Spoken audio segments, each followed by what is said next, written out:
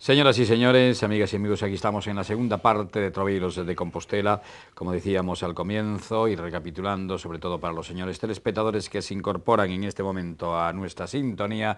Hoy está con nosotros Alfredo Conde Cid, y no es casualidad, amigas y amigos, porque estamos, repito, en la gran semana de la antesala de la gran semana de las letras gallegas, por una parte, y por otra, queremos, como no, humildemente también rendirle tributo a esta personalidad literaria de nuestra tierra que acaba de recibir un galardón y que hoy mismo se hizo público.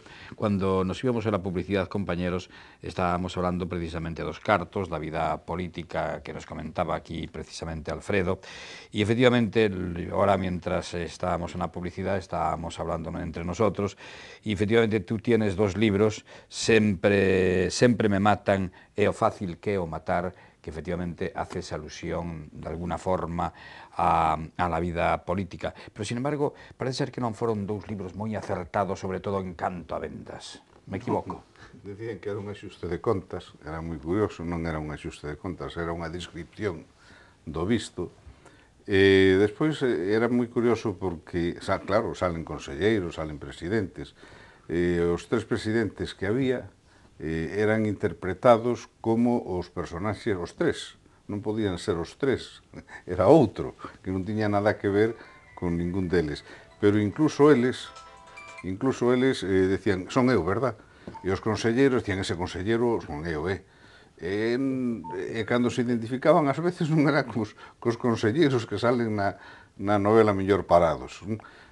Pero non era un axuste de contas, foi, pois, eu que sei, son libros sobre os que se fixeron tesis por aí afora, que aquí pasaron desapercibidos, pois porque estaba así, non? Ás veces os escritores, pois, temos anos millores, anos peores, damos unha imaxe boa unhas veces, mala outra, a min tocoume unha mala racha, digamos, como escritor, non se valoraron as novelas con independencia da calidade delas. Eu, concretamente, de Sempre me matan e das que estou como escritor máis contento. Bueno, Alfredo, vamos a tratar algo que tiene que ver con esto que acaba de plantear Luis, de alguna manera, y con las letras gallegas, porque tú lo has planteado reiteradamente en tus artículos y yo creo que es importante. Si no he leído mal, tú has señalado, y yo lo comparto, que en Galicia hay un problema con las letras gallegas, con la cultura gallega, por estar muy dependiente del subvencionismo, hasta el punto, y esto ya lo digo yo, que casi podríamos hablar de una cultura y de unas letras que dependerían totalmente de esas subvenciones otorgadas por el mundo político, y eso yo creo que ha sido, desde mi punto de vista, muy negativo, y ahora incluso hay problemas para destruir cientos de miles de libros. ¿Cómo ves tú este problema con relación a esa necesidad de que haya unas letras gallegas, una cultura gallega, un arte gallega que se base en su capacidad de creación, por supuesto, con unas ayudas, pero que no genere esa dependencia del ayudismo, del subvencionismo, de la politiquería? Porque me parece muy importante, porque la cultura y las letras, para mí, los escritores siempre son referentes en el sentido del compromiso con la belleza, con la verdad, con que hacen las preguntas no hechas, con que, como has dicho tú, cuando lo de no depender del político, que pueden decir lo que quieren y que es muy importante que lo digan, porque siempre serán un referente para un pouco marcar ese camino de la verdad. ¿Cómo ves tú esta cuestión? Eu vexo complicado, porque as subvencións en sí mesmas non teñen por que ser malas. Claro, por supuesto. Depende de como se utilicen, e depende como cos medicamentos, das doses de medicamento que lle apliques a un enfermo. Co diñeiro que se leva invertido en Galicia, en subvencións, tanto as editoriais como as productoras cinematográficas, como os grupos teatrais, nós, solo por cantidades que non vou dar por non aburrir, pero que son centos de millóns de euros. Cientos de millones de euros, es decir, decenas de miles de millones de pesetas. Pois, home, te imagínate, por exemplo, a cifra de 2,5 millóns de libros que quedaron nos autos da Xunta cando marchou Fraga, 2,5 millóns de 2 libros millóns a unha de tasación de 6 euros por libro, por libro, son ya. 2.500 millóns de pesetas. sí. 2.500 millóns de pesetas nun país de 2,5 millóns de habitantes toca moito por habitante. E esa é unha cifra dos que restaron, non dos que se venderon, non dos que circularon, non dos que se repartiron.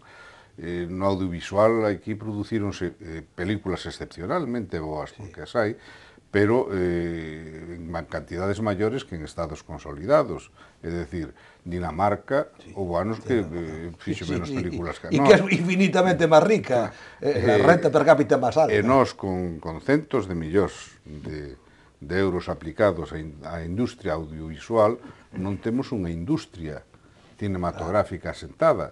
Logo, ese diñeiro non estuvo todo ben empregado que había que tiña que estar. E o mesmo sucede coas demais ramas das diversas artes.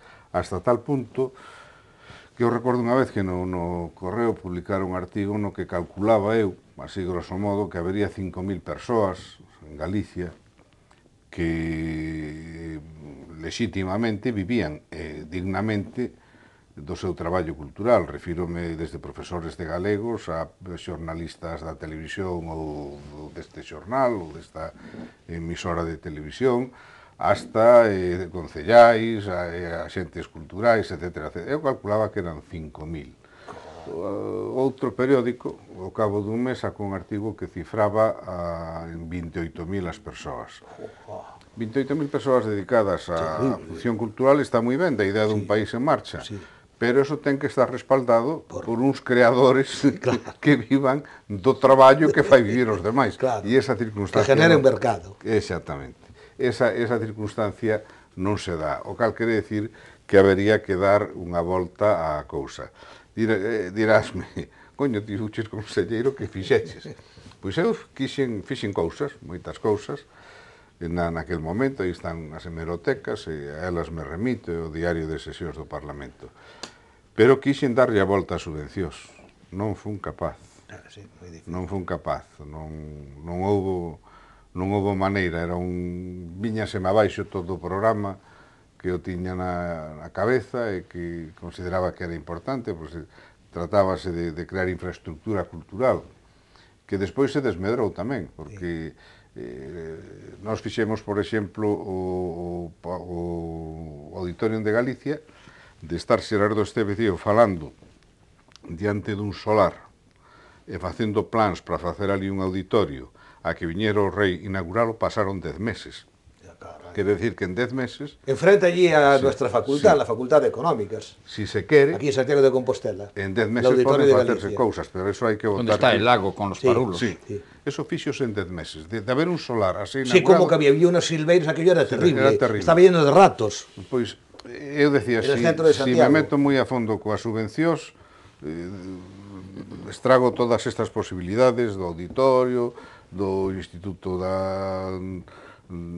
das Artes Escénicas e Musicais, ou do Instituto de Ciencias da Imaxe, que se fixo na Coruña, en fin, unha cantidad de cousas que eu entendía que eran sustanciais e que me importaba máis que as subvencións. Pero intentei, non fun capaz porque a propia dinámica das editoriales o impedía. Pero xa entón, para dar cifras, naquel momento había en Galicia 48 compañías profesionais. Carai. E había máis actores naquel momento en Galicia que superaban os 8 millóns de pesetas de ingresos anuais que en Madrid. E xumando naquel momento diputacións, concellos, consellería, etcétera, empregábanse 2.500 millóns de pesetas anuais. Tienes razón, porque me acuerdo yo, en la época de la dictadura, que estábamos con aquel teatro independiente, con todas las voces de las que tú participaste, y yo estaba con esta gente que no tenía nada como nosotros, y pasaron unos años y yo los veía, dije, ¡qué nivelazo! Y todos, como has dicho tú, efectivamente, con 8 millones o más, de ahí para arriba, claro, eso... Bueno, traballaban como negros, facían doblaxe, facían todo o que había que facer, pero había moitos, pero...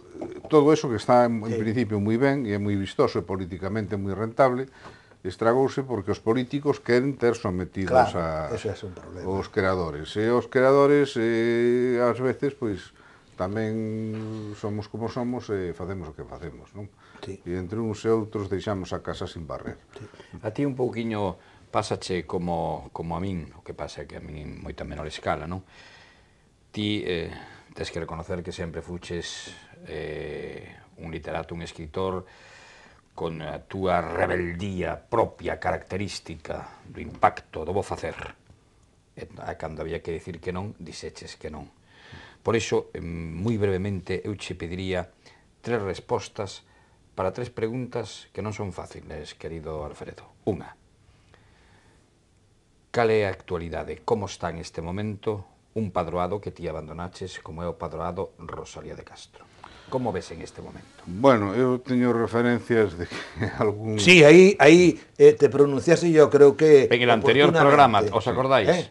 Oportunamente Era- como un era problema grave con las cuentas y con Era un varias disparate, cuestiones, sí. 150.000 euros de ingresos anuais, subvencións, Sí, sí.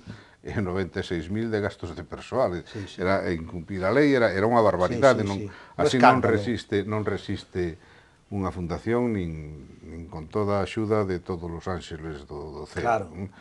Eu dixeronme que era unha conspiración Que para puxeron acabar a co parir, patronato, sí, sí. dixeron que o que quería ser eu era presidente, Sí. e dixe, nin presidente, nin conxura, e vos queda, son o maior dimisionario do país, dimitín, e antes estabas falando do PEN Club, da Asociación de Escritores, do patronato, eu dimitín de todo eso, según vin que as cousas non iban como eu, honestamente creía que tiñan que ir. Eso non te granxea moitos amigos, pero déixate dormir moi a gusto. E non sei exactamente como está. Confío en que estea ben, porque Anxo Angueira é unha persoa capaz, e as institucións, dende a alcaldía de Padrón ata de Santiago, que entón eu falo xa dos tempos de Conterroa. Sí. Conterroa, en un momento en que ali se lle estaba chamando os políticos desaprensivos por non atender ás cousas, renunciou as súas dietas profesionais, a 12.000 euros, que non son unha broma nestes tempos, Carai. para axudar a fundación. Tiñallos que pagar a fundación porque perdera no xuicio e ele era o abogado contrario. Sí. Perdonoulle as costas do xuicio 12.000 euros. E mostrou un apoio que seguro que o actual alcalde sigue mantendo, o conselleiro sigue alcalde mantendo, Currás, e o sí. presidente sigue mantendo. Entón, eses 4 factores a min fanme supor que estea ben. Cábeme a satisfacción de que xa man 2 membros do padroado que me viñeron dicir que se falara de convidarme a volver non se lles ocurrirá porque non é procedente, pero eu non volvería en No, ningún pero caso. aí por eso eu che relacionaba un poquinho con miña persona, porque ti fuches conselleiro do ente público de Radio Televisión Galicia, e cicais unha das personas, digamos, que máis problemas, según me contaban a min despois algúns conselleiros, que lle causaba a compañía era Luis Rial, o clásico conflictivo, porque aquí en este país o que falla algo, ti xa sabes que se nos acusa e sabes o que pasou hasta o final, que de novo sigo incorporado e sigo traballando. Segunda pregunta que che quero facer moi brevemente.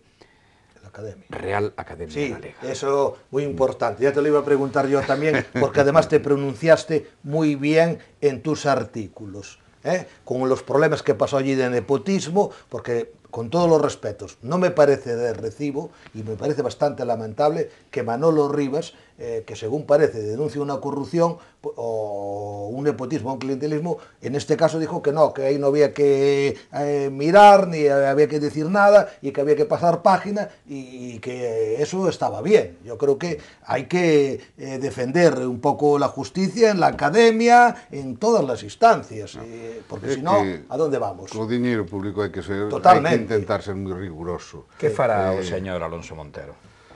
Pois eu non o sei, pero desexo que o faga ben polo ben de todos. Estou convencido de que Ele dixo unha cosa que a min non me desagradou nada. Sí, Dixo que ele era marxista, pero que era antes que como presidente da Academia, que non era marxista, que era filólogo. Claro. Alonso manteu ao longo da súa vida respecto da lingua posicións moi claras e moi comprometidas. Acordémonos do informe dramático sobre a lingua galega, o que significou naquel momento, a visión que deu, que desgraciadamente está latexando aínda aí, é certo que o que el decía, e entón eu espero que poña un pouco de sentido común. Y dijo también que la lengua no era de los nacionalistas ni la academia, que yo creo que ya lo dijéramos sí. aquí, que como Rosalía y como todos los autores. É de todos. Claro. Entón non é un arma política, a lingua non é un arma política, a academia, no meu entender, está para sancionar o uso que se fai do idioma por parte do povo e non para sancionar o povo por facer uso do idioma, que é o que está sucedendo estaba sucedendo desde había moitos anos, e entón o que pasou, pois pasou o que pasou, que diría o noso amigo Iglesias, que falábamos antes, pasou o que pasou. Que pasou? Pois que unha cousa é predicar e outra dar trigo.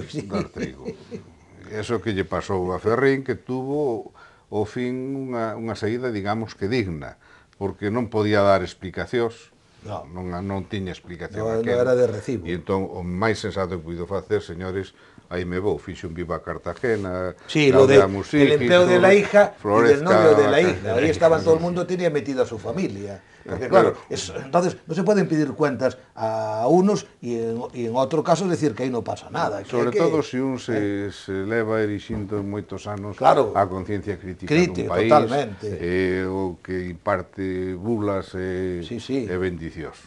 Tercera reflexión, delicadísima. Cidade da cultura?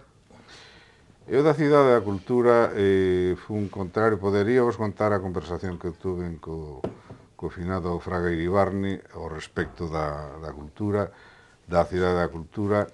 Aviseille cando sería ao longo de contar, non nos dá tempo, non é que eu teña inconveniente ningún en contar isto, porque van anos abondo, aí está. A mí parece unha barbaridade desde o principio, así o fixen constar, dixenllo a él, dixenlle que non lle iba a costar menos de 72.000 millóns de pesetas, naquel decíame que 18.000, e que o inauguraba en 4 anos, eu dixenlle que morrería sin inaugurala e que probablemente eu morrería sin verla rematada. Está aí. Logo, temos que sacarlle o maior proveito que poidamos a unha realidade que se está aí, non podemos... Ahora hai que maximizarla. Ahora hai que maximizarla, ahora hai que optimizarla, agora hai que volcarse nela, pero en origen é unha barbaridade. José Luis. ¿Qué quieres? Que estás muy en silencio. No me digas que no tienes ninguna curiosidad para don Alfredo Conde. Todo silencio es una manera de lenguaje, ¿no? Decía Heidegger. No, yo lo único que digo cuando se habla de esto del problema de la lengua en Galicia y todo esto, es que nos hemos montado una superestructura, nos hemos montado, como muy bien decía Agustín García Calvo, en la cultura, y la cultura se instala en el futuro, que es donde no vive nadie, y por tanto todo ya nace muerto de antemano. Claro, esto no se quiere creer. No se quiere creer mientras hay dinero, vale, todo vale, pero cuando no hay dinero y no se sabe invertir en un momento determinado, en un momento de globalización, como decía muy bien el otro día Miguel Cancio, ahora resulta que en un mundo globalizado, ¿qué vendes? El problema está en que todavía seguimos con toda la problemática de la superestructura de Galicia, que es maravillosa, pero que nos estamos quedando sin dinero, y que por mucho que yo quiera, oiga, que no hay dinero, y es verdad que no hay dinero. Entonces yo creo que independientemente de todo lo que pasara, independientemente de todo lo que haya, pues lo que decimos ahora, a mí solo me gustan las catedrales porque que son grandes, porque aunque son muy altas y nos hacen pequeños, nos aproximan más cerca de Dios. Lo que es estas nuevas construcciones modernas, queriendo representar las pirámides de Egipto o grandes monumentos fuera de lo trascendente, me parece que nos empequeñecen demasiado. Y es más, te crea una impotencia, es decir, te diluye, hasta ves un cuadro y ni te fijas en él, porque te absorbe, te fagocita el lugar, parece un extraterrestre, no, hasta te da miedo. Es una sensación que parece un sarcófago, o sea, de hecho siempre se dijo que los museos son lugares muertos. En fin, estas teorías que decíamos en los años 70, que te decían, eso, tienes un ácrata, no, es decir, tiene mucho sentido, ¿no? Mira, eu para darche a razón en todo o que estás dicindo, cando Fraga me preguntou a min, eu propúxenlle algo que non tiña nada que ver con todo isto. Propúxenlle que donde se está facendo hoxe a ponte que vai salvar a ría de Noia para desviar o tráfico para a Ribeira, que en vez de eso fixera un encoro, unha presa, pasar a carretera por enriba, que lle devolvera a Noia o nivel de auga que tiña que ter o Peirao, que devolvera a Santiago o porto que tiña na Edade Media, que era o de Noia, claro. que fixera unha recuperación ambiental que chamara a atención en todo o mundo, que volveran os salmóns ao tambre, que fixera campos de regatas, que fixera campos de golf, que fixera unha zona na que vivir. A proyección de Santiago, allí tienes toda a razón, deste camino de Santiago.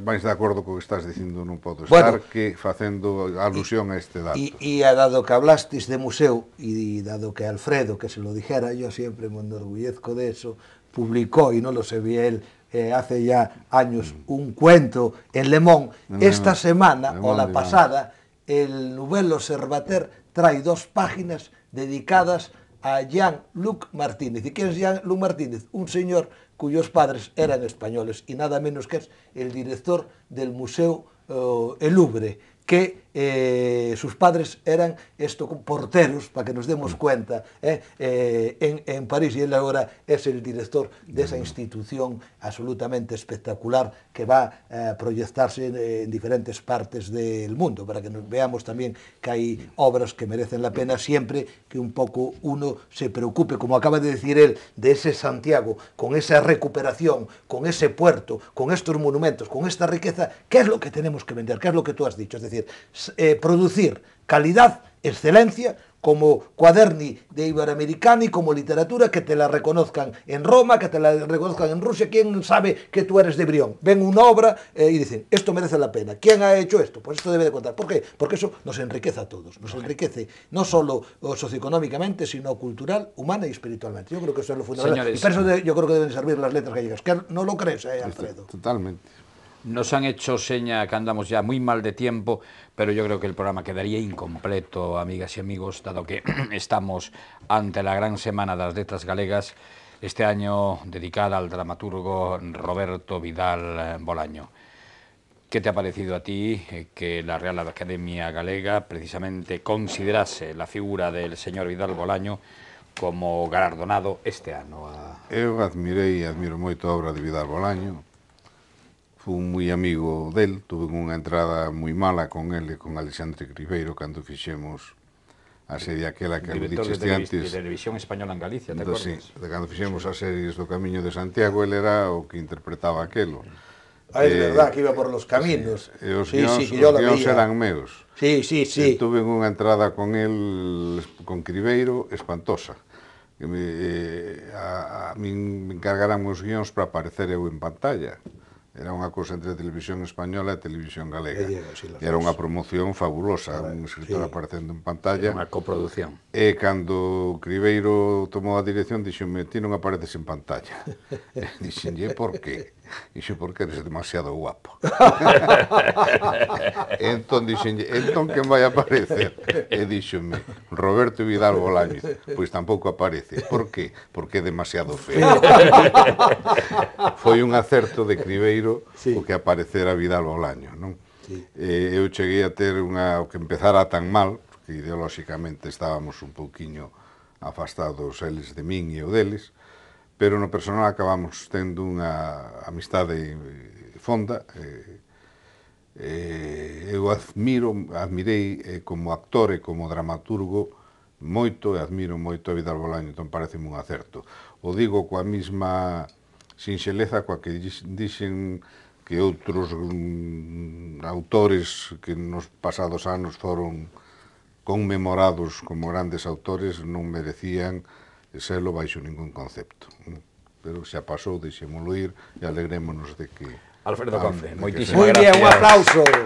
pola túa Un placer presencia, grande. señoras e señores, unha hora de televisión dá para isto. Eu creo que foi unha satisfacción enorme, conversa rica, farían falta 3 horas pero haberá tempo, como non. Señores, canción. Venga, vamos allá.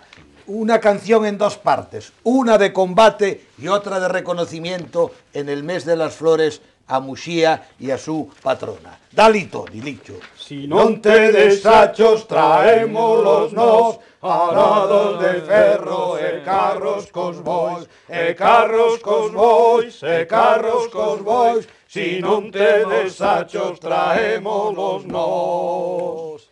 Una canción de guerra, de combate, de lucha en el sentido metafísico, poético, pero estamos en el mes de la Virgen y la Virgen también llegó a las costas de Muxía para escuchar, a las costas verdescentes para escuchar os rumorosos, axudar o apóstol e mirar a Santiago de Compostela. Eu lle compuxen, inspirado tamén aquí con estes compañeiros, unha troveirana que se chama Troveirana de Muxía, adicada ao pobo mariñeiro de Muxía e tamén especialmente ao noso amigo don Manuel Martín, este querido abogado de Santiago de Compostela. Manuel Martín Gómez. Manuel Martín Gómez. E vai deste xeito, vou a empezar como empezaría a troveirana en música e logo cantada e logo o estribillo o irei repetindo en música e iremos cantando toda a canción enteira. Empeza así.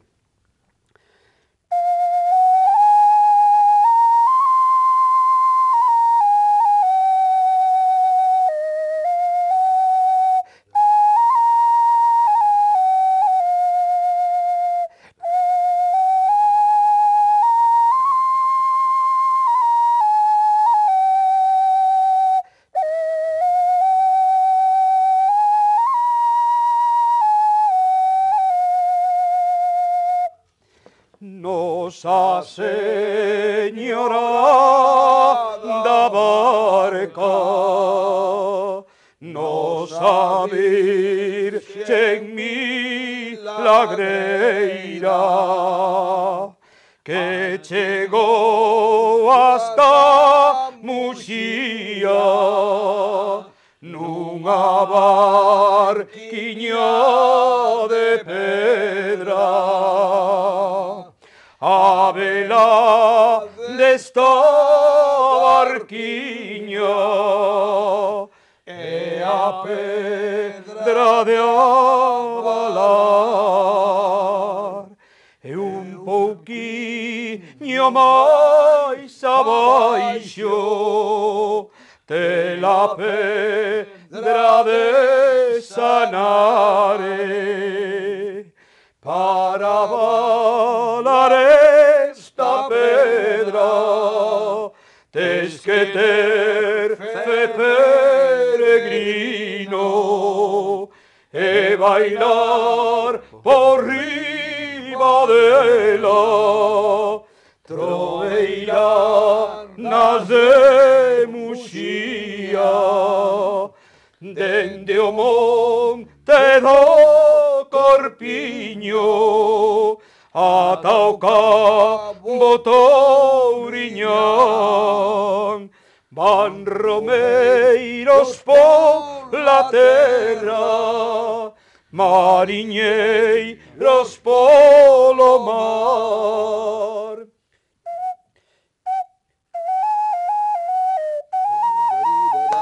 De esta forma, señoras y señores, despedimos el programa. Será hasta el próximo día. Adiós, amigos. Adiós.